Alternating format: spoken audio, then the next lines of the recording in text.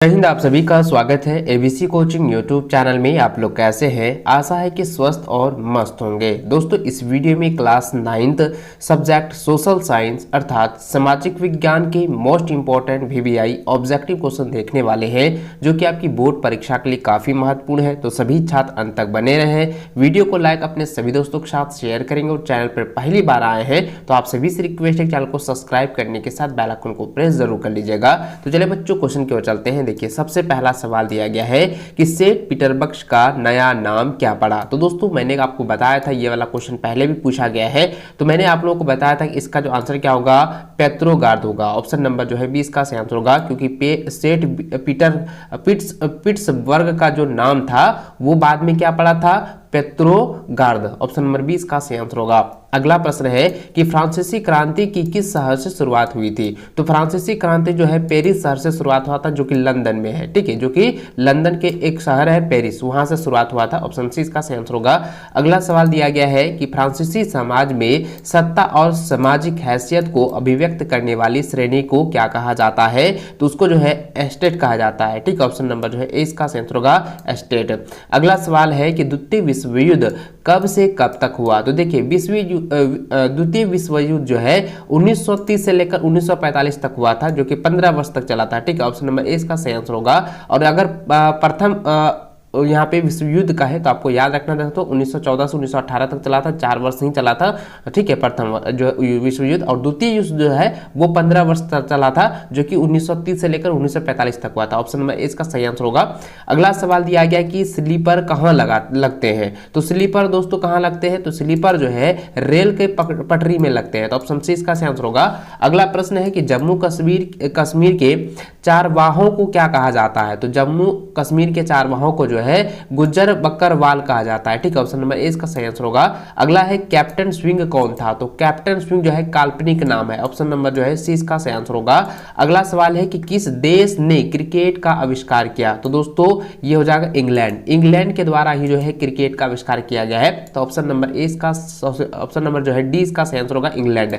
अगला सवाल है कि एक तरफ करके पहनी जाने वाली टोपी को कहते हैं। एक तरफ करके जो है पहनी जाने वाली टोपी को जो है कांकेड कहा जाता है। क्या क्या कहा जाता है, कांकेड। इसको आप लोग नोट कर लीजिएगा, ये कई बार एग्जाम में पूछा गया, रिपीटेड क्वेश्चन ही इंपॉर्टेंट, इसको नोट कर लीजिए। अगला सवाल दिया गया कि वैगा। देखिए, वैगा एक वन्य समुदाय है। तो वैगा कौन सा समुदाय है, मध्य भारत का समुदाय है। ठीक है, तो ऑप्शन नंबर ए इसका सही आंसर होगा, मध्य भारत का।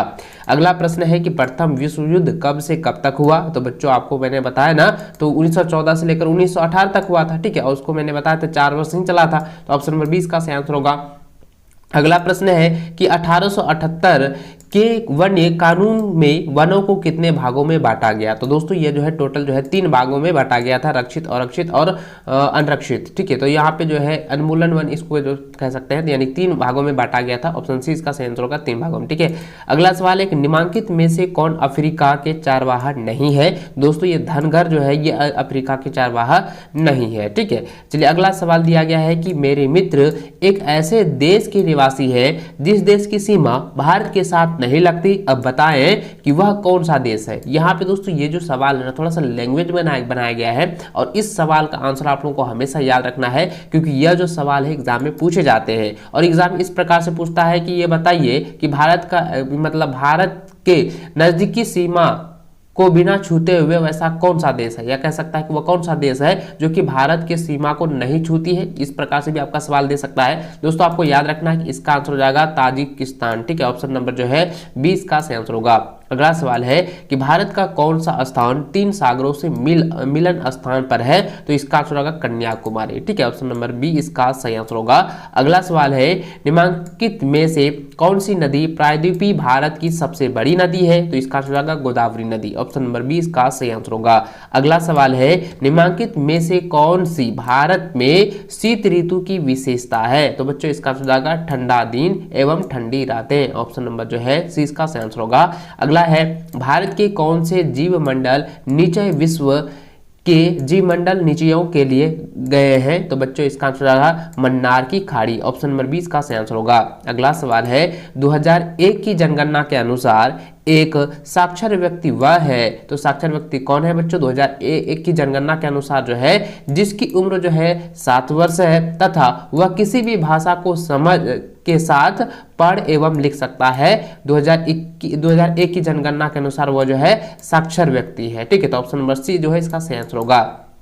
अगला सवाल है कि भारत देश में कुल कितने राज्य हैं? तो भारत देश में जो है टोटल जो है 28 राज्य हैं, तो 29 राज्य है। ऑप्शन नंबर जो है सी इसका सही आंसर होगा। ठीक है, वर्तमान में अभी 29 राज्य है, इसको आप लोग नोट कर लीजिएगा। अगला सवाल है कि भारत में हिमालय की सर्वाधिक ऊंची चोटी का नाम क्या है? तो सर्वाधिक ऊंची चोटी का नाम है कंचनजुंगा। ठीक है, कंचनजुंगा। ऑप्शन नंबर जो है सी इसका सही आंसर होगा।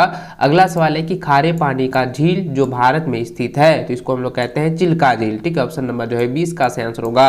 अगला सवाल दिया गया है कि कुल वर्षा जो रबी के लिए महत्वपूर्ण होती है को स्थानीय भाषा में कहते हैं, तो उसको हम लोग कहते हैं महावट कहते हैं। ठीक है, स्थानीय भाषा में उसको महावट कहा जाता है, जो कि रबी फसल के दौरान जो है कुल वर्षा होती है, यानी कि जो पर्याप्त वर्षा होती है उसको हम लोग यहाँ पे जो है स्थानीय भाषा में महावट कहा जाता है। इसको आप लोग नोट कर लीजिएगा। अगला सवाल दिया गया कि सिमलीपाल जीवमंडल निचय कौन से राज्य में स्थित है? बच्चों इसका आंसर आएगा उड़ीसा। ऑप्शन नंबर सी इसका सही आंसर होगा। अगला सवाल है कि निम्नलिखित में से कौन सा एक जनसंख्या वृद्धि का परिणाम दर्शाता है? तो जनसंख्या वृद्धि का परिणाम कौन दर्शाता है? जनसंख्या वृद्धि दर दर्शाता है। ठीक, ऑप्शन नंबर सी इसका सही आंसर होगा, जनसंख्या वृद्धि की दर। अगला सवाल है कि किस देश के साथ उत्तराखंड, उत्तर प्रदेश, बिहार, पश्चिम बंगाल तथा सिक्किम की सीमाएं समान रूप से जुड़ी हुई है? इसका आंसर आएगा नेपाल। ऑप्शन नंबर सी इसका सही आंसर है। और नेपाल जो है भारत का जो है ये पड़ोसी राज्य भी माना, पड़ोसी देश भी माना जाता है। इसको आप लोग नोट कर लीजिएगा। अगला सवाल दिया गया कि पोलैंड एक देश है, तो पोलैंड जो है एक मध्य यूरोपीय देश है, तो ऑप्शन बी इसका सही आंसर होगा। अगला सवाल दिया गया है लोकतंत्र एक शासन प्रणाली है जिसमें क्या होता है कि शासकों का चुनाव जनता करती है, तो शासकों का चुनाव जो है जनता करती है, यानी कि जनता के द्वारा ही सरकार का जो है निर्माण किया जाता है, सरकार को बनाती है, गिराती भी है। इसको आप लोग नोट कर लीजिएगा। अगला सवाल दिया गया है 29 नंबर कहता है कि एक ट्रेड यूनियन नेता जो 1990 के चुनाव में पोलैंड का निर्वाचित राष्ट्रपति बना वह कौन है? तो इसका आंसर दोस्तों हो जाएगा लेक वाले। ऑप्शन नंबर 20 का सही आंसर होगा। अगला है साउथ अफ्रीका में रंगभेद कब खत्म हुआ? तो इसका आंसर हो जाएगा 26 अप्रैल 1994। ऑप्शन नंबर ए का सही आंसर होगा। अगला सवाल है संविधान सभा के अध्यक्ष कौन थे? तो संविधान सभा के अध्यक्ष थे डॉक्टर राजेंद्र प्रसाद, जो कि ऑप्शन नंबर सी इसका सही आंसर होगा। इसको नोट कर लीजिए। अगला सवाल है चुनाव प्रणाली में किस प्रकार के मशीन का उपयोग जो है आजकल हो रहा है? तो दोस्तों मैंने आपको बताया था ना कि इलेक्ट्रॉनिक वोटिंग मशीन का जो है अभी वर्तमान समय में उपयोग हो रहा है, तो ऑप्शन नंबर ए इसका सही आंसर होगा। अगला सवाल दिया गया है कि राज्य का सर्वोच्च यानी कि प्रधान कौन होता है? तो कौन होता है बच्चों? राष्ट्रपति होता है। नोट कर लीजिए, ऑप्शन नंबर ए इसका सही आंसर होगा। अगला सवाल है निम्नलिखित में से कौन भारत के राष्ट्रपति द्वारा चयनित नहीं होता है? दोस्तों राज्य के मुख्यमंत्री जो होते हैं वो राष्ट्रपति द्वारा चयनित नहीं होते हैं, लेकिन भारत के मुख्य न्यायाधीश, चुनाव उपायुक्त और राज्यों के गवर्नर ये सभी जो है ये राष्ट्रपति के द्वारा जो है चुने जाते हैं, चयनित किए जाते हैं। लेकिन राज्य के मुख्यमंत्री जो है, राज्य के मुख्यमंत्री जनता के द्वारा चुना जाता है। ठीक है, इसको आप लोग नोट कर लीजिए। और सदस्यों के द्वारा, राज्य सदस्य के द्वारा इसको चुना जाता है। ठीक है, इसको नोट कर लीजिए। ठीक है, अगला प्रश्न देखिए दोस्तों, दिया गया है कि मानवाधिकार आयोग किस वर्ष गठित हुआ? तो इसका आंसर 1993 में गठित हुआ था, तो ऑप्शन नंबर डी इसका सही आंसर होगा। अगला सवाल है कि राष्ट्रीय मानवाधिकार आयोग की नियुक्ति कौन करता है? तो राष्ट्रपति करता है, तो ऑप्शन ए इसका सही आंसर होगा। अगला सवाल है निम्नलिखित राजनैतिक संस्थाओं में से कौन सी संस्था देश के मौजूदा कानून में संशोधन कर सकती है? तो बच्चों इसका आंसर होगा ऑप्शन नंबर डी हो जाएगा संसद। ठीक है, अगला सवाल है भारतीय संविधान इनमें से कौन सा अधिकार देता है? तो भारतीय संविधान जो है इनमें से अपनी संस्कृति की रक्षा करने का जो अधिकार देती है। ऑप्शन सी इसका सही आंसर होगा। अगला सवाल है, पालमपुर का मुख्य सिंचाई का स्रोत है, तो क्या है बच्चों? नलकूप है। ये कई बार आप लोगों ने चैप्टर में पढ़ा है। अगला सवाल है कि हरित क्रांति क्या है? तो हरित क्रांति जो है वो कृषि में विकास की क्रांति है, तो ऑप्शन ए इसका सही आंसर होगा। अगला है, पालमपुर में खेती पर कितने प्रतिशत लोग आश्रित है? तो लगभग जो है 75% लोग जो है खेती पर आश्रित है। ऑप्शन सी इसका सही आंसर होगा। अगला सवाल दिया गया, आर्थिक क्रियाएं कितने प्रकार की होती हैं? तो आर्थिक क्रियाएं जो है 2 प्रकार की होती है। ठीक है, ऑप्शन ए जो इसका सही आंसर होगा, 2 क्रियाएं। अगला प्रश्न है, एक देश की श्रम शक्ति क्या है? तो एक देश की श्रम शक्ति होती है 15 से 59 वर्ष तक। ठीक है, ऑप्शन नंबर सी इसका सही आंसर होगा। अगला सवाल है, 44 नंबर दिया गया है कि सब सहारा अफ्रीका में 1981 और 2001 में निर्धनता अनुपात क्या था? तो देखिए 1981 और 2001 में यह पूछा गया है, तो इसका आंसर हो जाएगा, देखिए सब सहारा अफ्रीका में जो है 1981 में था 41% और 2021 में हो गया 46%। ऑप्शन नंबर बी जो है इसका सही आंसर होगा, इसको आप नोट कर लीजिए। अगला सवाल दिया गया है, विश्व के कौन से देश में सर्वाधिक निर्धनों की संख्या है? तो इसका आंसर जाएगा नाइजीरिया। ठीक है, ऑप्शन नंबर डी इसका सही आंसर होगा। अगला है, सामाजिक वैज्ञानिकों की दृष्टि से निर्धन कौन है? दोस्तों अशिक्षित लोग जो है वो निर्धन है। ऑप्शन नंबर बी इसका सही आंसर होगा।